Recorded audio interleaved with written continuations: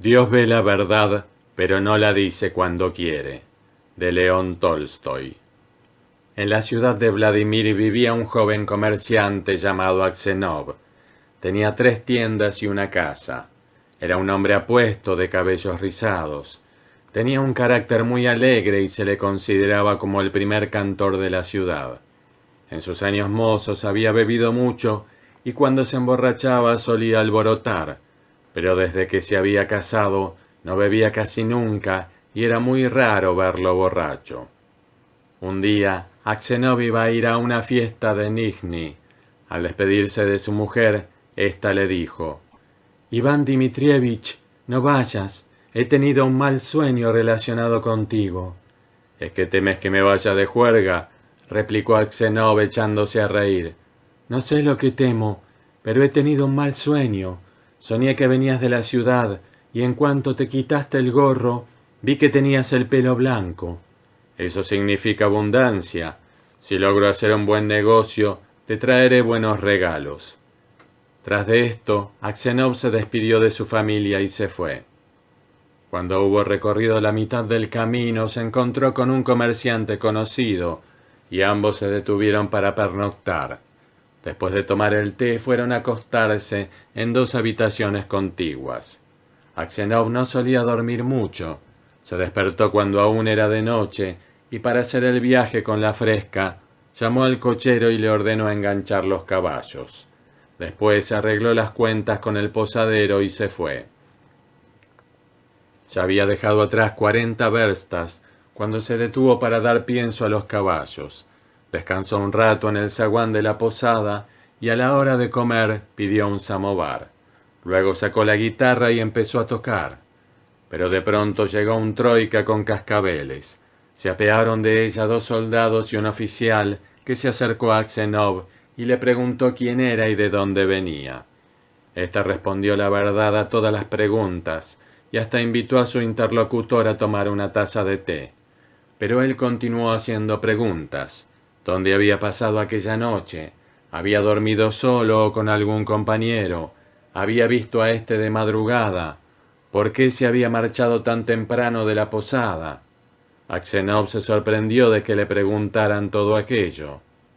«¿Por qué me interroga?», inquirió a su vez. «No soy ningún ladrón, ni tampoco un bandido.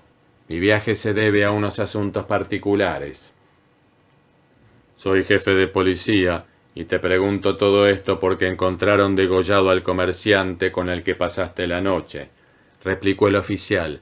«Quiero ver tus cosas», añadió después de llamar a los soldados y de ordenarles que lo registraran de arriba abajo.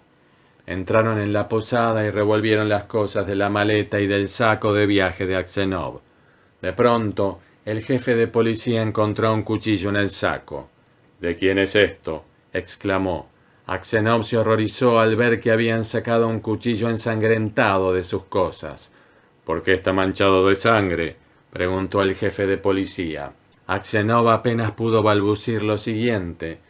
Yo no sé, no es mío». «De madrugada han encontrado al comerciante degollado en su cama. La pieza donde ustedes pernoctaron estaba cerrada por dentro y nadie ha entrado en ella, salvo ustedes 2. Este cuchillo ensangrentado estaba entre tus cosas y además, por tu cara, se ve que eres culpable. Dime cómo lo has matado y qué cantidad de dinero le quitaste». Aksenov juró que no había cometido ese crimen, que no había vuelto a ver al comerciante después de haber tomado el té con él, que los 8.000 rublos que llevaba eran de su propiedad y que el cuchillo no le pertenecía. Pero al decir esto, se le quebraba la voz, estaba pálido y temblaba de pies a cabeza como un culpable. El jefe de policía ordenó a los soldados que ataran a Aksenov y lo llevaran a la troika. Cuando lo arrojaron en el vehículo con los pies atados, se persignó y se echó a llorar. Le quitaron todas las cosas y el dinero y lo encerraron en la cárcel de la ciudad más cercana. Pidieron informes de Aksenov en la ciudad de Vladimir. Tanto los comerciantes como la demás gente de la ciudad dijeron que aunque de mozo se había dado a la bebida, era un hombre bueno. juzgaron a Aksenov por haber matado a un comerciante de Riazán y por haberle robado 20.000 rublos. Su mujer estaba preocupadísima y no sabía ni qué pensar. Sus hijos eran de corta edad y el más pequeño de pecho. Se dirigió con todos ellos a la ciudad en que Aksenov se hallaba detenido. Al principio no le permitieron verlo, pero tras muchas súplicas, los jefes de la prisión lo llevaron a su presencia. Al verlo vestido de presidiario y encadenado, la pobre mujer se desplomó y tardó mucho en recobrarse. Después, con los niños en torno suyo, se sentó junto a él, lo puso al tanto de los pormenores de la casa y le hizo algunas preguntas. Aksenov relató a su vez, con todo detalle, lo que le había ocurrido. «¿Qué pasará ahora?», preguntó la mujer. «Hay que pedir clemencia al zar. No es posible que perezca un hombre inocente». La mujer le explicó que había hecho una instancia, pero que no había llegado a manos del zar. «No en vano soñé que se te había vuelto el pelo blanco, ¿te acuerdas? Has encanecido de verdad. No debiste hacer ese viaje», exclamó ella, y luego, acariciando la cabeza de su marido, añadió: «Mi querido Vania, dime la verdad. ¿Fuiste tú?» «¿Eres capaz de pensar que he sido yo?», exclamó Aksenov, y cubriéndose la cara con las manos, rompió a llorar. Al cabo de un rato, un soldado ordenó a la mujer y a los hijos de Aksenov que se fueran. Esta fue la última vez que Aksenov vio a su familia.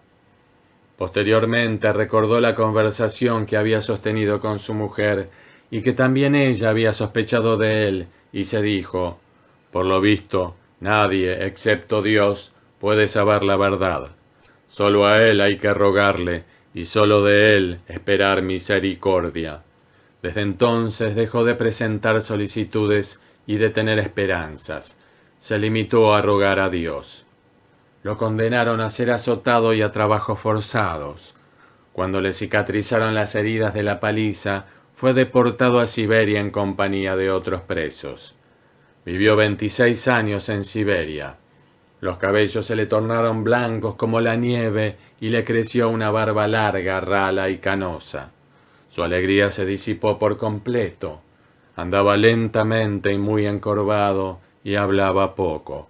Nunca reía y a menudo rogaba a Dios. En el cautiverio aprendió a hacer botas y con el dinero que ganó en su nuevo oficio compró el libro de los mártires que solía leer cuando había luz en su celda.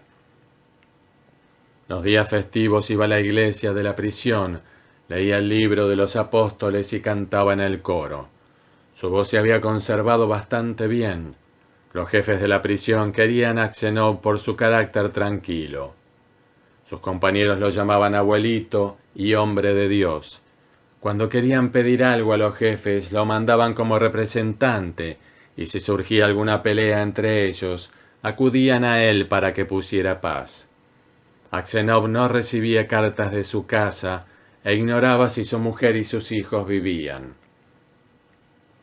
Un día trajeron a unos prisioneros nuevos a Siberia. Por la noche todos se reunieron en torno a ellos y les preguntaron de dónde venían y cuál era el motivo de su condena. Aksenov acudió también junto a los nuevos prisioneros y con la cabeza inclinada escuchó lo que decían. Uno de los recién llegados era un viejo, bien plantado, de unos 60 años, que llevaba una barba corta entrecana. Contó por qué lo habían detenido. «Amigos míos, me encuentro aquí sin haber cometido ningún delito. Un día desaté el caballo de un trineo y me acusaron de haberlo robado. Expliqué que había hecho aquello porque tenía prisa en llegar a determinado lugar. Además, el cochero era amigo mío. No creía haber hecho nada malo. Sin embargo, me acusaron de robo. En cambio, las autoridades no saben dónde ni cuándo robé de verdad. Hace tiempo cometí un delito por el que hubiera debido haber estado aquí, pero ahora me han condenado injustamente». «¿De dónde eres?», preguntó uno de los prisioneros. «De la ciudad de Vladimir. Me dedicaba al comercio. Me llamo Makar Semyonovich». Aksenov preguntó levantando la cabeza. ¿Has oído hablar allí de los Aksenov? Claro que sí, es una familia acomodada, a pesar de que el padre está en Siberia. Debe ser un pecador como nosotros. ¿Y tú, abuelo? ¿Por qué estás aquí? A Aksenov no le gustaba hablar de su desgracia. Hace 20 años que estoy en Siberia a causa de mis pecados, dijo suspirando. ¿Qué delito has cometido?, preguntó Makar Semyonovich. Si estoy aquí, será que lo merezco, exclamó Aksenov, poniendo fin a la conversación. Pero los prisioneros explicaron a Makar Semyonovich por qué se encontraba Aksenov en Siberia. Una vez que iba de viaje, alguien mató a un comerciante y escondió el cuchillo ensangrentado entre las cosas de Aksenov. Por ese motivo, lo habían condenado injustamente. ¡Qué extraño! ¡Qué extraño! ¿Cómo has envejecido, abuelito?, exclamó Makar Semyonovich, después de examinar a Aksenov, y le dio una palmada en las rodillas. Todos le preguntaron de qué se asombraba y dónde había visto a Aksenov, pero Makar Semyonovich se limitó a decir: «Es extraño, amigos míos, que nos hayamos tenido que encontrar aquí». Al oír las palabras de Makar Semyonovich, Aksenov pensó que tal vez supiera quién había matado al comerciante. «Makar Semyonovich, ¿has oído hablar de esto antes de venir aquí? ¿Me has visto en alguna parte?», preguntó. «El mundo es un pañuelo y todo se sabe, pero hace mucho tiempo que oí hablar de ello, y ya casi no me acuerdo. Tal vez sepas quién mató al comerciante. Sin duda ha sido aquel entre cuyas cosas encontraron el cuchillo», replicó Makar Semyonovich, echándose a reír. «Incluso si alguien lo metió allí, como no lo han atrapado, no le consideran culpable. ¿Cómo iban a esconder el cuchillo en tu saco si lo tenías debajo de la cabeza? Lo habrías notado». Cuando Aksenov oyó esto, pensó que aquel hombre era el criminal. Se puso en pie y se alejó. Aquella noche no pudo dormir. Le invadió una gran tristeza. Se representó a su mujer tal como era cuando la acompañó por última vez a una feria.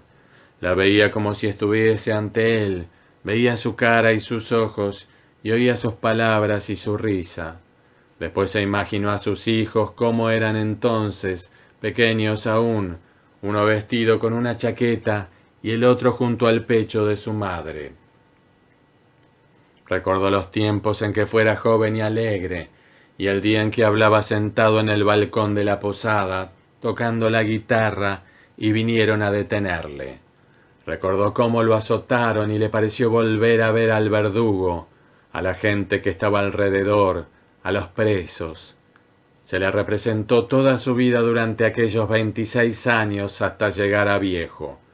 Fue tal su desesperación al pensar en todo esto que estuvo a punto de poner fin a su vida. «Todo lo que me ha ocurrido ha sido por este malhechor», pensó. Sintió una ira invencible contra Makar Semyonovich y quiso vengarse de él, aunque esta venganza le costase la vida. Pasó toda la noche rezando, pero no logró tranquilizarse. Al día siguiente no se acercó para nada a Makar Semyonovich y procuró no mirarlo siquiera. Así transcurrieron 2 semanas. Aksenov no podía dormir y era tan grande su desesperación que no sabía qué hacer. Una noche empezó a pasear por la sala. De pronto vio que caía tierra debajo de un catre. Se detuvo para ver qué era aquello. Súbitamente, Makar Semyonovich salió de debajo del catre y miró a Aksenov con expresión de susto.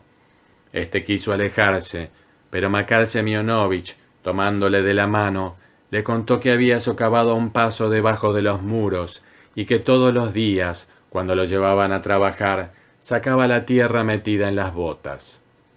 «Si me guardas el secreto, abuelo, te ayudaré a huir.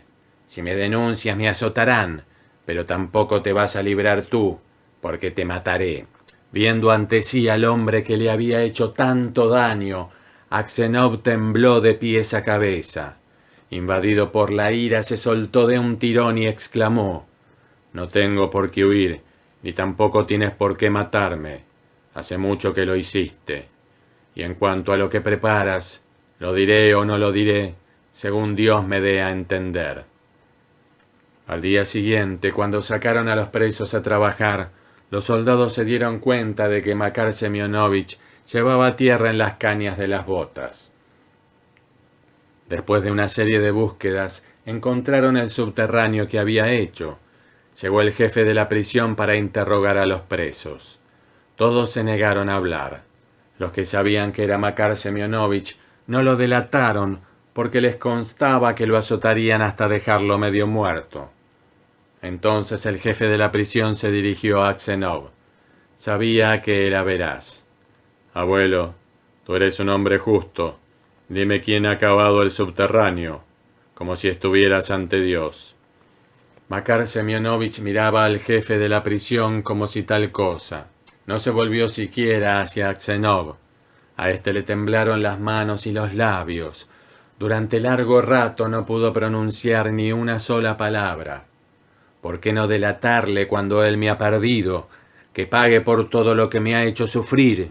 Pero si lo delato, lo azotarán. Y si lo acuso injustamente, además, ¿acaso eso aliviaría mi situación?, pensó. «Anda, viejo, dime la verdad. ¿Quién ha hecho el subterráneo?», preguntó de nuevo el jefe. «No puedo, excelencia», replicó Aksenov después de mirar a Makar Semyonovich. «Dios no quiere que lo diga, y no lo haré. Puede hacer conmigo lo que quiera. Usted es quien manda».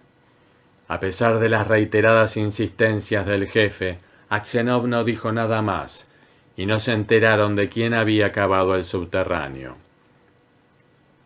A la noche siguiente, cuando Aksenov se acostó, apenas si hubo dormido, oyó que alguien se había acercado, sentándose a sus pies. Miró y reconoció a Makar Semyonovich. «¿Qué más quieres? ¿Para qué has venido?», exclamó. Makar Semyonovich guardaba silencio. «¿Qué quieres? Lárgate.